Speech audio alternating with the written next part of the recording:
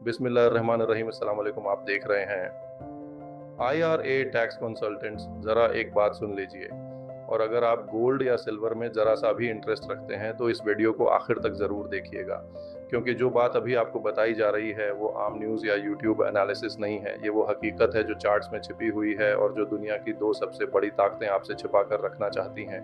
Gold और silver के prices crash होने वाले हैं, और ये क्रैश इत्तेफाक नहीं है, ये मार्केट करेक्शन नहीं है, ये डिमांड और सप्लाई का सिंपल खेल नहीं है, ये एक नई इकोनॉमिक वॉर है। सवाल ये है कि क्यों?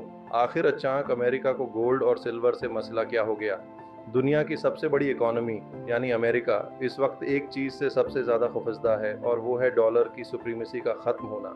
अमेरिका की पूरी ताकत, इसकी मिलिट्री, इसकी पॉलिटिक्स, इसकी ग्लोबल इन्फ्लुएंस, सब कुछ एक चीज़ पर खड़ा है, और वो है सर से यूएस डॉलर।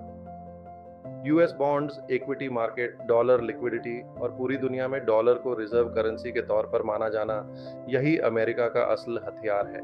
अब यहाँ चाइना एंट्री लेता है। चाइना ये चाहता है कि दुनिया Aahista Aahista dollar based economy से निकलकर मेटल बेस्ड सिस्टम्स की तरफ जाए। गोल्ड, सिल्वर, कॉपर यानी वो मेटल्स जिन पर चाइना की प्रोसेसिंग और कंट्रोल है। दुनिया के तकरीबन 70% मेटल्स चाइना प्रोसेस करता है। मेटल प्रोसेसिंग में चाइना की मोनोपोली है।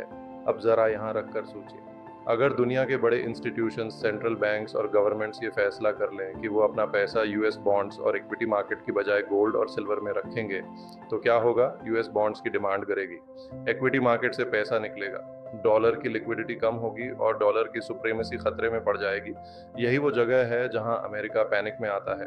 अमेरिका ये किसी सूरत अलाउ नहीं करेगा कि गोल्ड और सिल्वर डॉलर का मुतबादल बने। उसी लिए अमेरिका एक ऐसा टूल इस्तेमाल करता है जो बाहर से टेक्निकल लगता है लेकिन अंदर से खालिस वेपन है, और वो टूल है मार्जिन हाइकी। ये कोई नई बात नहीं है, ये पहले भी हो चुका है। जब भी सिल्वर या गोल्ड ज़्यादा तेज़ी से ऊपर जाता है, शिकागो मर्केंटाइल एक्सचेंज के ज़रिए मार्जिन रिक्वायरमेंट्स बढ़ा दी जाती हैं। रिजल्ट क्या होता है? ट्रेडर्स को एक्स्ट्रा कैपिटल देना पड़ता है, और जो नहीं दे पाते वो फोर्स्ड सेलिंग करते हैं। फोर्स्ड सेलिंग का एक ही इंजाम होता है, प्राइसेस कोलैप्स। दिसंबर में यही हुआ। मार्जिन रिक्वायरमेंट्स बढ़ाई गई और सिर्फ एक घंटे के अंदर सिल्वर की प्राइसेस 12 से 15% तक नीचे आ गईं। क्या ये एक्सीडेंट था? नहीं, ये स्ट्रैटेजी थी, और अब पिछले चंद दिनों से यही टूल दोबारा इस्तेमाल किया जा रहा है। मेटल्स पर दोबारा मार्जिन हाइकी की गई है, और ये प्रोसेस तब तक जारी रहेगा जब तक गोल्ड और सिल्वर को इस लेवल तक न लाया जाए जहां से डॉलर बेस्ड सिस्टम को फौरी खतरा न रहे। दूसरी तरफ चाइना खामोशी से मेटल्स अक्यूमुलेट कर रहा है। वो शॉर्ट टर्म प्राइस नहीं देख रहा, वो कंट्रोल देख रहा है। यही वजह है कि जब आप गोल्ड और सिल्वर के लॉन्ग टर्म चार्ट्स देखेंगे तो आपको सिर्फ कैंडल्स नहीं दिखाई देंगी, आपको ऐसे अमेरिका और चाइना की जंगवत दिखाई देगी। कहीं प्राइसेस को ऊपर जाने दिया जाता है, कहीं एक झटके में नीचे गिरा दिया जाता है। ये मार्केट नहीं, ये चेस बोर्ड है।